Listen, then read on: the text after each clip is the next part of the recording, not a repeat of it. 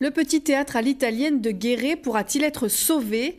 Fermé au public depuis 40 ans, la rénovation n'est toujours pas lancée alors même que ce lieu inscrit au titre des monuments historiques doit bénéficier d'une dotation issue du loto du patrimoine. Mais ces 500 000 euros promis ne pourraient jamais parvenir jusqu'à la Creuse. Bonjour Séverine Pateron, vous êtes la présidente de l'association Mascarade qui œuvre pour défendre ce théâtre. Expliquez-nous pourquoi le temps presse aujourd'hui. Alors effectivement, on a eu la visite de monsieur Stéphane Bern et du président ainsi que son épouse. En 2022. Exactement, pour recevoir ce chèque de 500 000 euros. Ce chèque, par contre, a une durée de validité. On l'a obtenu, comme vous l'avez dit, en 2022 et il doit être rendu avant 2025 sous la condition que les travaux commencent. Il faut absolument qu'il commence avant septembre, donc. Exactement.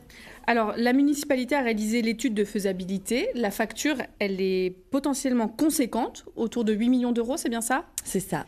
Il manque combien pour boucler le financement à l'heure actuelle?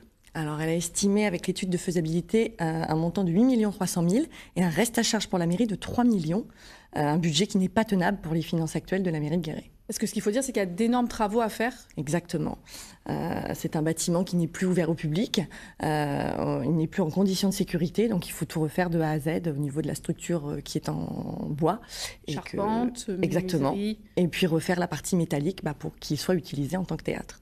Donc vous l'avez dit, Stéphane Bern et le couple Macron étaient venus en 2022 pour la remise du chèque. Qu'est-ce que peut faire maintenant la municipalité pour tenter de trouver une solution? Je crois qu'elle a fait un courrier récemment. C'est ça. En fait, on espère obtenir une dérogation pour conserver ce chèque de 500 000 euros. Voilà, pour l'instant, on est en attente de nouvelles de la mission Bern. Il a été fait quand ce courrier? Tout début d'année. En tout début d'année. Donc éventuellement un délai et peut-être aussi trouver des mécènes? Exactement. Alors ça, c'est aussi l'association qui s'est proposée à la mairie donc de faire un appel aux dons, de rechercher des mécènes, des amoureux du patrimoine et de l'histoire pour venir en aide au financement public. C'est quoi votre état d'esprit, vous et les membres de cette association donc, qui œuvrent pour défendre ce théâtre à l'heure actuelle? Vous êtes pessimiste, optimiste?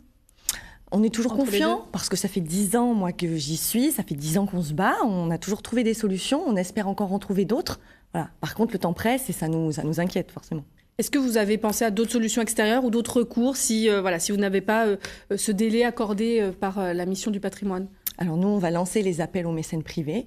Peut-être aussi lancer des spectacles. Enfin, on va essayer de se démultiplier pour trouver d'autres solutions si par mégarde on perdait ce chèque. Et réalerter éventuellement Emmanuel Macron, le président, qui était venu? Exactement. On va essayer de mettre tous les moyens à notre disposition pour ne pas perdre l'avancée qu'on a eue.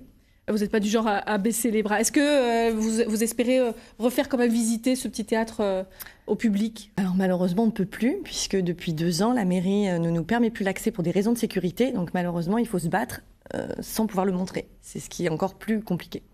Merci beaucoup Séverine Pateron d'être venue nous parler de ce petit théâtre à l'italienne, dossier que nous allons suivre évidemment puisque donc le délai pour cette subvention de 500 000 euros, c'est en septembre. Merci d'être venue sur notre plateau.